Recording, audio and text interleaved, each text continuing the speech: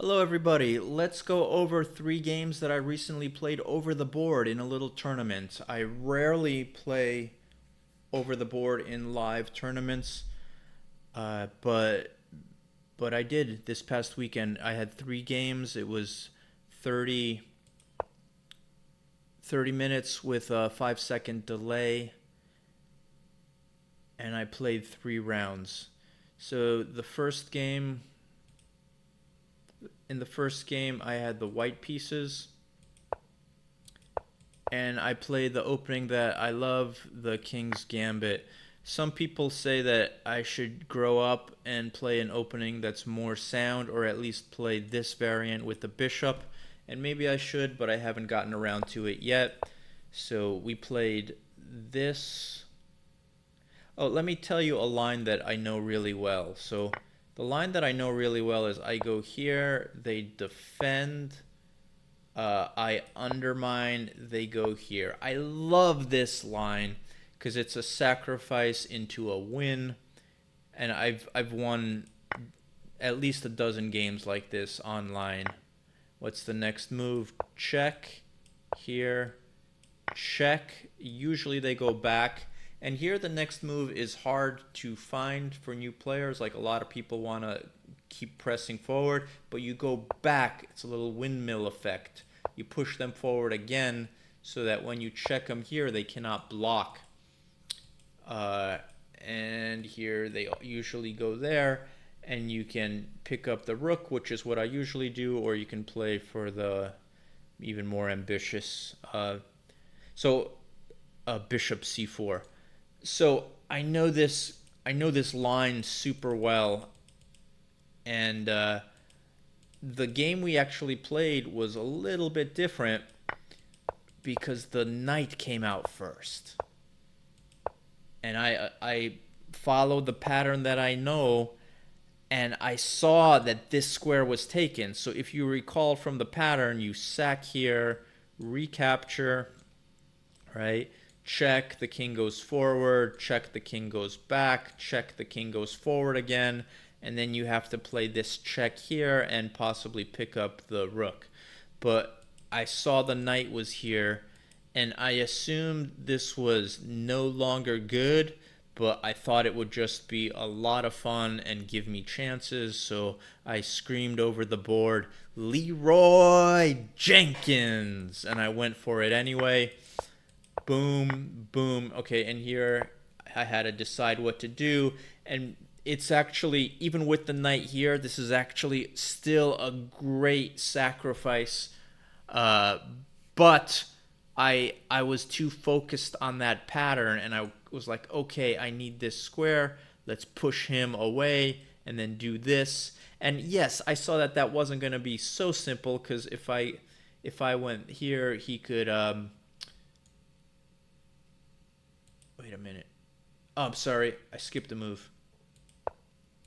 Yeah, first this check. Yeah, I play this check. Okay, so here I was I knew that my usual pattern wasn't going to work, but I thought I would play this, chase him away, and then recreate this threat. And yes, I saw that of course he could take a tempo against me here, but I thought I would still come out okay. I thought this would create an interesting pin.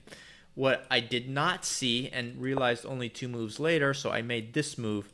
Oh, and because I was focused on the point I'm trying to make, because I was focused on that pattern that involved this knight not being here, I was like, just get rid of that knight. Where I should have been a little bit more open-minded, and maybe I would have assessed the merits of this position, right? Maybe I would have looked a little bit more into that. And then if he played this check, it turns out that that is a much stronger move. Anyway, I got tunnel vision on the tactic that I wanted, so we went here. Yes, he played there, and here I realized that I missed something. So my plan ran into this tempo move. And I'm like, oh man. And then my queen has to gets bumped around again. If she goes here, he plays that, and then is my queen trapped? And I was like, oh man, I need to change course here. Repent while you can. So I played that, which I'm pleased to see is the best move. though I thought I'd fumbled it. I thought I was worse. It turns out that I'm still equal. I just missed a great opportunity by not even considering that. So let's keep going. Here, here, here. And this is the best pause the video moment of all three games. Please win this game. It's really not too hard. Someone like me who's 2000 on chess.com, 1500 USCF should get this. If you gave me this and told me it was a puzzle, I would get it 10 times out of 10. But I was like psychologically not in a good place because I thought I flubbed it. I thought I was worse, and I was just trying to survive. So I played this move to restrict his knights. What's the winning move? Of course, it is the queen sack, because it's barely a queen sack. You play here, and you get a queen right back, and now you get a piece. The knight that was there is yours, right? So two queens come off, and his knight also comes off, and you just have those extra pawns. Right, let's rewind and play it again. Here, he played that error. So again, easy pattern to see for my level. It's quite frankly embarrassing. And now I'm up by 2 pawns and have a very, very pleasant cleanup job. But because I was dejected, my mind was not open, and I played that move, which by itself I think is reasonable. It really restricts him. It opens up my castling, but it ignores the obvious tactic. My opponent, a really nice guy, he gave me the opportunity to do the same thing again. But again, I was like, what do they say? A dog with a tail between its legs. I was like, all right, just run and hide somewhere where no one will see me crying for messing up the opening. Again, I didn't have an open mind because I was just feeling bad about the position. So could have done it again there. Check, and then the bishop comes out. So, all right, let's make this, let's go talk a little bit faster now. So the castling created a threat. He defended the threat. I created a threat. He defended the threat. And I thought if I just keep creating threats, something good will happen. So I created a threat, to win a pawn and a tempo. But he defended that one with a bigger threat, threatening my queen. And the pieces start coming off. And it's bad because I want to keep the pieces on, and I want to keep the pressure on. I see now that I'm not going to be able to stop him from developing his last pieces, so my advantage is slipping through my fingers. It's exactly what happens. I was like, all right, create another threat, though it's a no-brainer. Defend the threat. And here I didn't know what was better.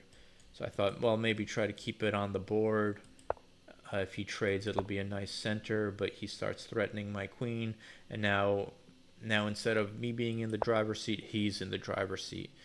All right, get out of that discovered threat. However, when he puts his queen there, he has this threat, which doesn't have any answer.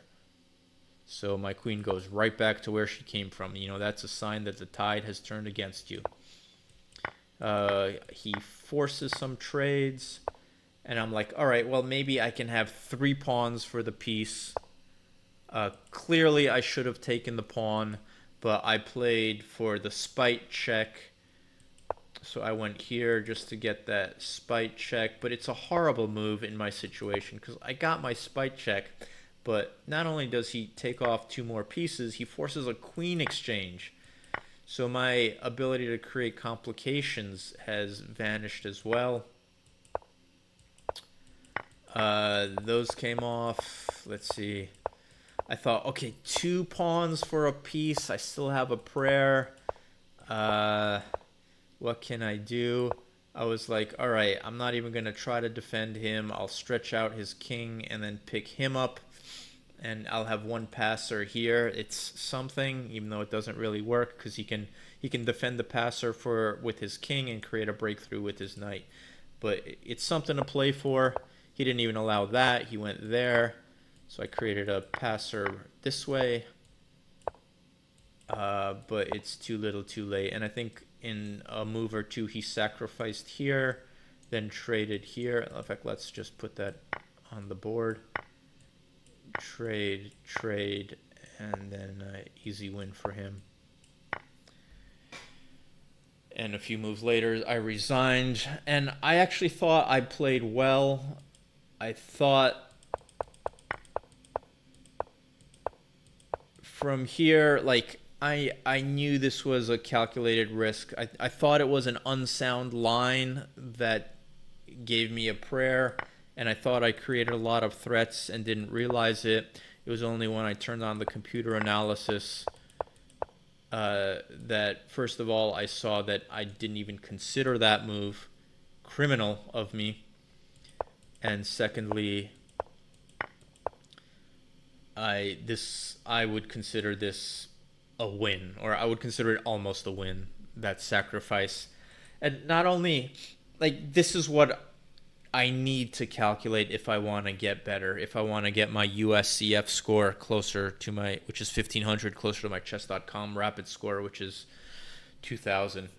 Like, I need to calculate this. And not only should I calculate it because it's a capture, but I'm making a game. I am making a game in which, for mobile and Steam, it's called Checkmate in the Wild West, a game all about quickly identifying all the captures. So the fact that I just missed this makes me ashamed of myself. But you could make me feel better by following the link in the description and wishlisting Checkmate in the Wild West. All right, game 2. Let's go fast here. So really happy to see this because this is a bad opening, and I'm like, all right, my opponent doesn't know what he's doing. This is sort of an accelerated Grand Prix, and it fails to this move. Usually people who play this put the knight out first so that black cannot play this, and I know that. What I don't know is what to do afterwards. What you're supposed to do afterwards is put your knight there, but I played this move, which is in a line from some different openings. So I'm getting my opening lines messed up. So I gave back the advantage. Then he was like, no, you take the advantage. And after that one misstep, I did take the advantage, and he hung a pawn here, sort of. Gets a little bit of compensation for it, I guess. You know, my pawns are, ducks in a row pawn island, but it's still a pawn. So I'm going to go quickly because I ground him for 30 moves. I was just better for 30 moves. So let's just fast forward. Right, I have the open file here. Beautiful. I was like, all right. So he threatened this pawn. And I was like, all right, if you want to do a capture here, you're going to fix my pawn structure. And he played there, which is fine. And again, you want to capture, that's fine. I'll give up the bishop pair, but I'll have a good pawn structure, and then I'll push here, and it'll be awesome. He said, no, thank you. But then I played this move, which I really like. Because, again, he can fix my pawn structure, or I have like 2 tempo moves. And he can't run away because then I capture here and pick up the exchange. So he kind of has to do nothing, and I mess up his pawns. And then I decide to mess up his other pawns, and I'm sitting pretty. I am coasting to victory. So I wasn't sure what was best here. Like the 2 things are get my rooks onto the open file, defend the knight, and also I wanted to play this to box in his bishop.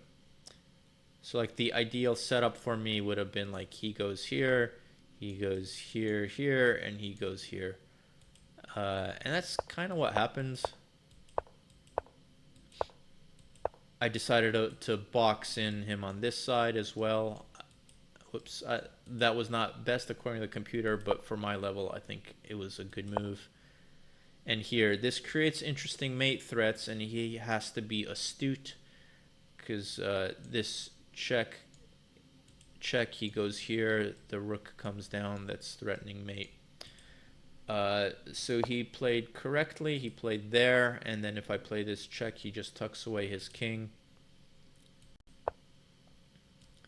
Still fine for me. The knight is holding it down. Let's talk about one interesting move that comes in a little while. I decide to simplify. Oh, and I see that I'm gonna pick up this pawn, or that it'll be really hard for him to defend the pawn. But I had to do some housekeeping first.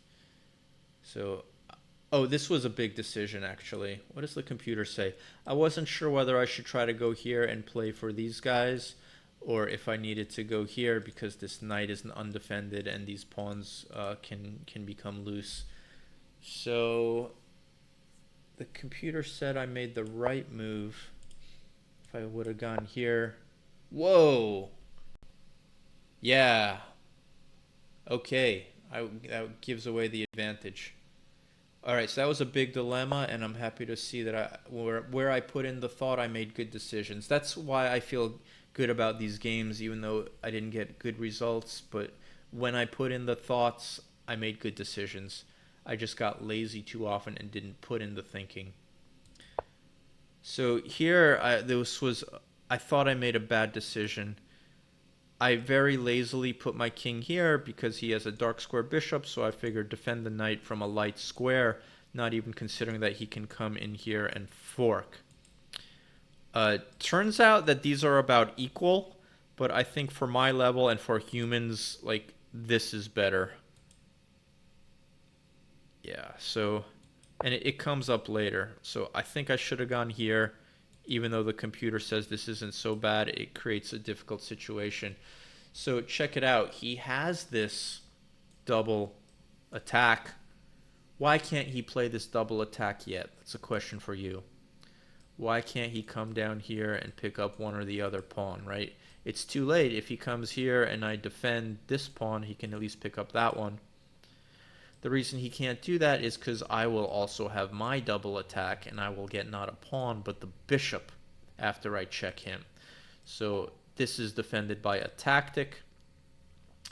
He goes here to renew this tactic. Now if he moves his rook, I no longer have a check here. But so I need to take care of this threat. I do that by defending this guy. He attacks my rook, and this pawn, which I saw from far away was going to fall, is getting a lot closer to falling. So he goes there again, so he can move his rook down probably. I finally take that pawn, and the end is near. I know it. I've been working hard all game. I've been mostly concentrating. You know, this was a little bit of a lapse. He goes there. We go back and forth a little. I push the pawn.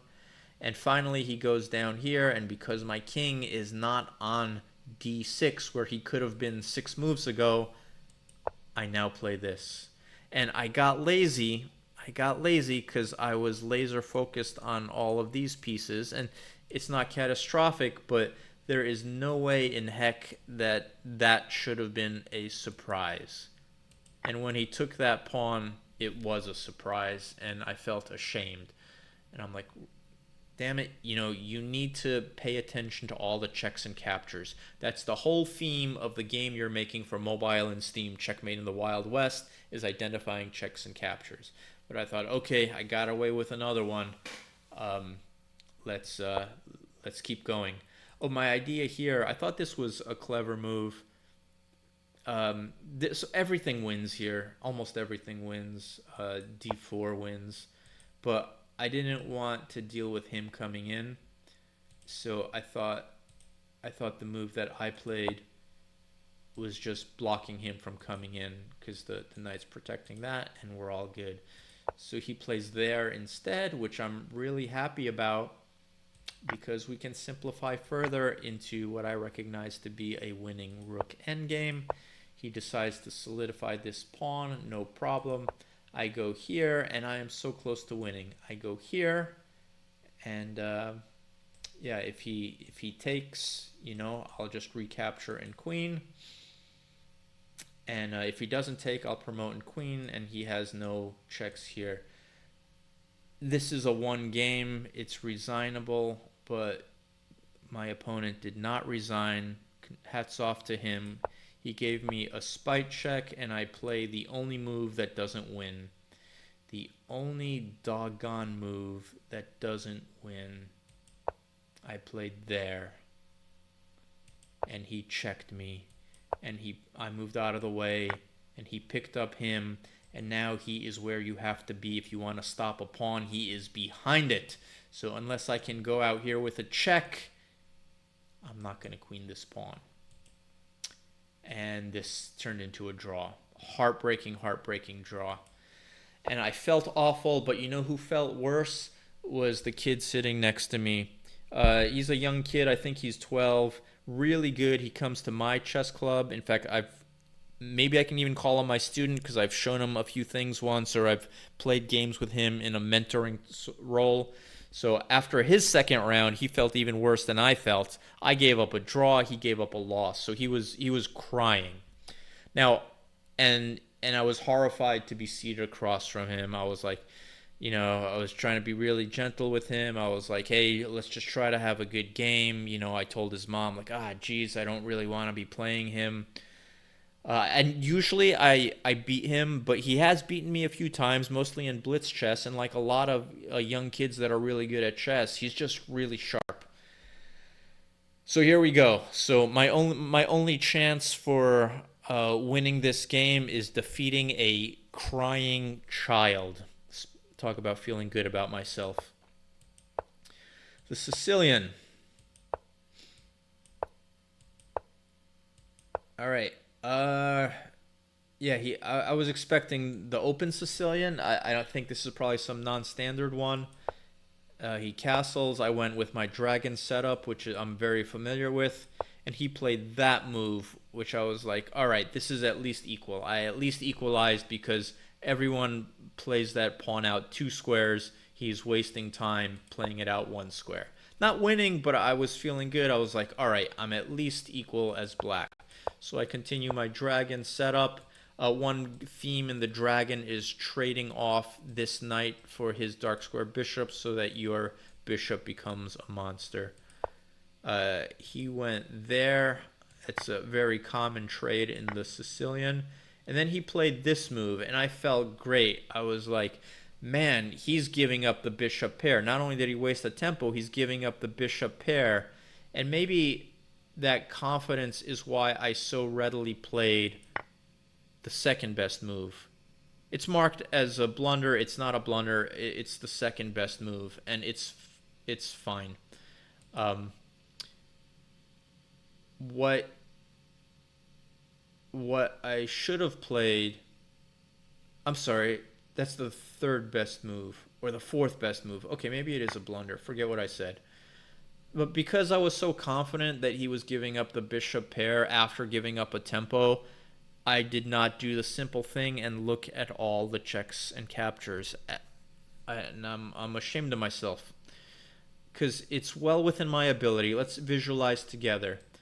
Like, I capture here, and yes, he can recapture with tempo. Maybe that's why I didn't calculate, because I saw he had a tempo and I thought I had to deal with it. But no big deal. With that tempo, I recapture with the knight, and he has to, if he doesn't want to lose another pawn, he has to recapture with his pawn, putting his pawns isolated, doubled pawns. And not only that, but if you can visualize further, I can then think about and possibly realize this move and give him a second pair of isolated doubled pawns. So well within my ability to calculate this, and I should have done it, but again, I was just too excited about getting the bishop pair after he wasted a tempo. So I played this move, which, well, first of all, I recaptured with the pawn with the idea that if he goes bishop, I'll play the pawn forward and really clamp down on this long diagonal, which my dragon bishop is staring down. So I felt really good about this. He played a strange move here, though it's a move that creates a tactic, and that's exactly what you got to watch out for with these whiz kids. So I thought he was going to go back, but he captured. I recapture, obviously. And again, I have the bishop pair, but he has a tactic. And after he played this, I made a little plan of what would happen. Because you could lose a pawn here if you're not careful. But I saw it, and I saw that I would have to end up with an isolated pawn, so I castled. What does the computer say? Oh, castling is best, but it's just as good as a bunch of other moves. This move is good. No, with a little bit of thought, they say castling is best. Oh, computer also likes this take, but castling is best. Okay, so I castled after making a little plan for this. So indeed, he played it, and I had to give up the isolated pawn. But again, I thought this was great. I thought I was, maybe a little bit better than minus a half, but whatever. I think you can't rely too much on the computer analysis. I was really happy with this position. Few more moves. Okay, here I thought, all right, I need to stop going. I need to stop pawn grabbing, and I need to play like, like a grown up. What do they think of the pawn grab? Yeah, pawn grab was fine. It's a one pawn advantage, but I thought with a doubled bishop I could play for more, and I played this move here. It turns out it's about the same. What is the computer like here? A to B8. Okay, so the computer isn't crazy about pinning. The computer likes this move, and I think I know why.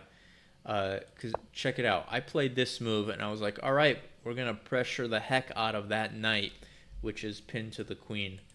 And I figured, if he plays a move like this, still defending the knight, I could still pick up this pawn. In fact, that was kind of my plan. But he played a great move, and he played it like instantly. So again, with these sharp kids, like it's your intuition against their tactical calculation, because he played this gorgeous move instantly, and it looks like it hangs the knight at first glance, but if I take the knight, guess what? He captures a rook with tempo. So hats off to him for playing that so smartly. So I go here. Not only does it create a threat, it renews a threat, though I know it's not a lasting threat because he can just go here and get a tempo. But I thought, all right, life goes on with my pawns are equal. His structure is a little bit better, but I have two bishops. He played a different move. It was on my radar. Surprised me a little bit. And here I was like, man, just what, third game of the morning. It was almost back to back with no rest. My games were always the longest. And I was like, man, I just don't want to calculate all those knight hops. I think I probably either get a pawn after these trades, or at least I start commanding his second rank, which is what I started playing for. So like, all right, it's time. I might be missing something with all these knight hops. So like, I don't know, if I played there, then I don't know, maybe he would go there. I don't know. So I decided to pull the trigger on these exchanges. He did not capture with the knight. He went queens, and I saw from a distance that I was just gonna grab his second rank, and I thought I was exchanging my bishop pair for grabbing the second rank, which I always say is great. I've taught the kids at the club. I say, is there a pig in chess? And they say, no, there's no pig. And I say, well, sometimes when you put the rook on the second rank, it's called a pig because it eats up all the pawns. So that's what I was playing for. Here, my first instinct was to go here anyway, and even if I lose a pawn and my bishop and my pawn structure, I thought this would just be awesome. But then I saw, hey, this guy has two attackers and only one defender. Like, why not? I'll still get this move in probably. Or if I don't, if I take and he challenges my rook, I'll just trade rooks and I'll have an outside passer that I can work with. So I thought it was all good, and I did see, yeah, he could attack my rook, but no problem, I just go there. So I played this, and here he had a tactic which I guess neither one of us saw. I didn't appreciate this till I put the game into the computer. But can you maybe, now that I tell you there's a tactic here, how does he win this? It's a little two-move combo. And I calculated the beginning of it over the board. I just didn't look further. Like, I just looked this far. But now that I played these moves, do you see the next move? Obviously, he forks my bishop and rook. And yes, I can move the bishop, let's say, to there, but then he'll just pick up, or I can move the rook, and then he'll pick up the bishop.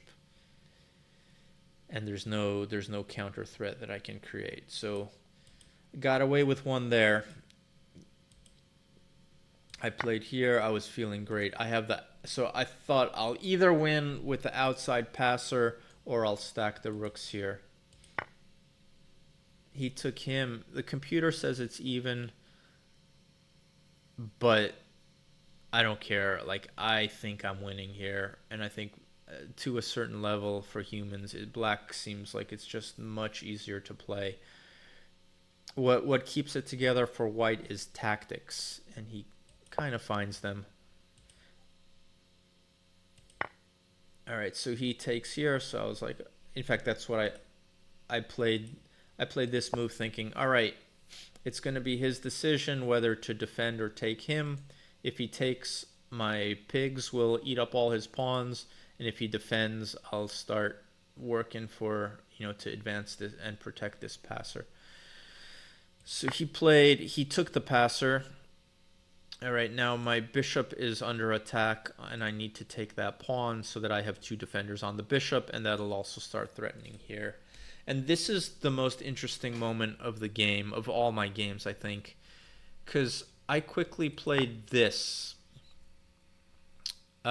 which created a nice tactic for him that I should have seen and didn't, because I was just lazy.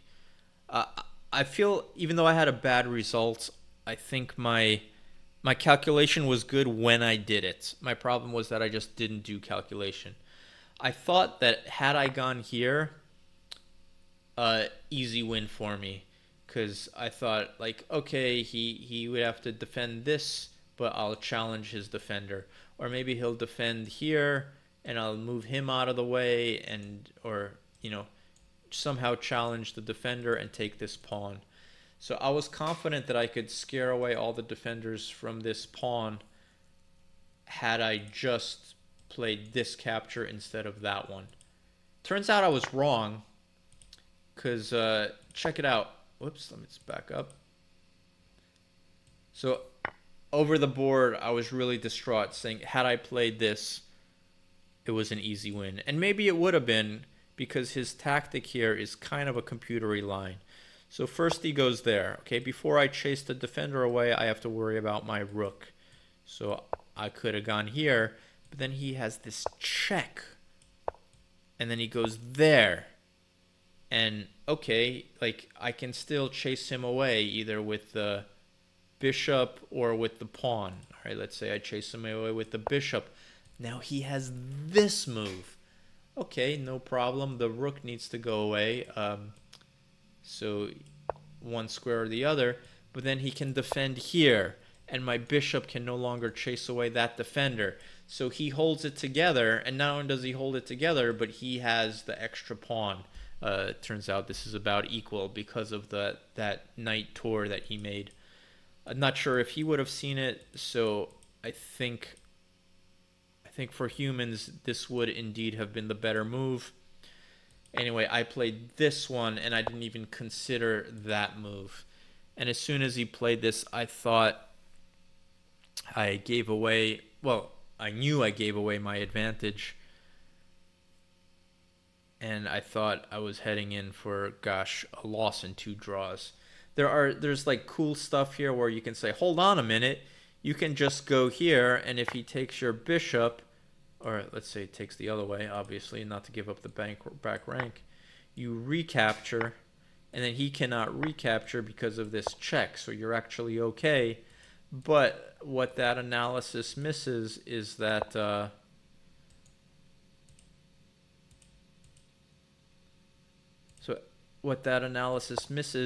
if I go here, he's not under any obligation to capture that bishop right away. He can go here, and now I have two pieces hanging.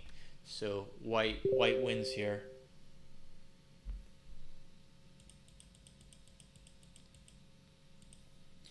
All right, so what did I do here? So the only thing that works, The only thing that works here is an equal position if you exchange. And because like I was dejected, I calculated, and what I'm happy about in this tournament is that when I did calculation, I found the good move. So I found the truth of this position. I found that I had to simplify. Nothing else worked. So we went here. He had to relieve himself of the back rank make. That pawn was going to fall no matter what. So it falls, and here I want to play bishop versus knight. I still have a good feeling. I think I can squeeze something through here, even though for a computer it's drawn. I feel like I'm the one pressing, and I feel like I could just make something happen. This creates a mate threat, which is why he jumped back here. Yeah, so he was attacking this pawn, and I defended by creating a mate threat. So he defends the mate threat. I just try to keep bumping him around and try to keep things constrained for him. I love this move. It keeps his pawn from advancing, and it creates a really cramped position. So he has fewer options. You know, whenever his rook comes out somewhere, he needs to watch the back rank. So I just kept them cramped, and not much to do here. I thought I would just creep forward. Yes, I know that was a possible check. Decided not to take because I thought if he initiates the capture, I recapture this way, and then he has disconnected pawns while I have connected pawns. I'm trying to squeeze water from a rock at this point. My idea, I saw that his king had that one square, so my idea would be that if he puts his king there, I would just put my rook there, threaten this guy, and force him to go back. I'm trying to demoralize my opponent. And that's somewhat what happened. Once he put his king here, I just wanted to keep him in a capsule, so I go there and check it out. He has very few squares. All right, so it feels like pressure, even though as long as his rook is back here, there's no way for me to get in. And if we trade rooks, it's not like I'm going to checkmate him with a bishop. So it feels like pressure, but if you take a step back, which young kids are bad at doing, you might realize that it's a whole lot of nothing. Here I decided to trade. Like, I didn't want him to get this counterplay because, man, that's what the kids are good at, is that kind of counterplay. So I thought I just wanted to squeeze in like a boring end game where you're squeezing water from a rock. So I forced this exchange, and there's nothing here, but I figure let's keep him constrained because that makes him uncomfortable. Even though there's nothing my bishop's going to do to his king on a dark square, he can just go back here for the rest of the game probably, and he would have been fine. But, you know, I just wanted to pressure him, so let's keep going forward. I decided to infiltrate with my king this way. The other option would have been to go around that way. I wanted to stay further from his knight. All right, he's threatening me, so I needed to move. And here I think he used some bad judgment, another thing the kids are bad at. So you do not want a cramped king in the, that's surrounded by attacked squares in the early game or mid game or when there are queens on the board. But again, my bishop, it's not going to do anything. So when he moves here, yes, he does give his king a little more room to move around, but he also gives me a target. So really bad judgment here, which is normal for a kid. Great at tactics, bad at judgment. So I have a target, and here it's already lost. He goes there, but a quiet move with your bishop, and he is in zugzwang. He either needs to move the defender away, or he needs to move his king and I'll infiltrate this way and pick up that guy, or he needs to move his king back and I'll infiltrate this way. So the pawn's a goner, and I feel like I'm winning here. I succeeded in squeezing water from a rock. He went there, and here I thought it would be a lot of fun and probably winning to go 3 pawns against the knight. I thought I could do it. But I figure, he put his knight here on a dark square, so I can really constrain it with my light square bishop. So check that out. I put my bishop there. His king can't, well, I guess his king could move. No, his king cannot move there. His king can't move because then I would go there. So the only piece that's going to hop around is his knight. And I know that knights, especially if they go wander into cramped areas, can get trapped. Like, I know that that's a thing. Sometimes the king by himself can trap a knight if the pawns are in the right place. Certainly with the bishop, it's something he has to worry about. And look at all the squares that are not available to his knight. His knight can make 3 moves. 1, 2, 3. His king can't move, so he has 3 moves in the whole game that he can make, and I think he makes the worst one. He jumps into there. Now he is super constrained. A computer will tell you that that move is absolutely winning. I think that's way beyond my ability and way beyond most people's ability to comprehend. So let's not even go there. But I didn't know what to do with this. Like, clearly I wasn't going to stop his knight from escaping. So I went there to renew the threat of exchanging a bishop for 2 pawns. And he played that horrible move, which just traps his knight. He cannot stop this move.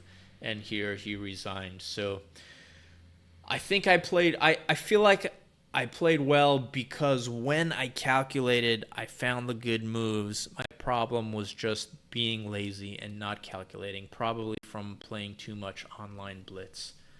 But I feel like I have a lot to build on, and it was a great experience. Hope you got something out of it too.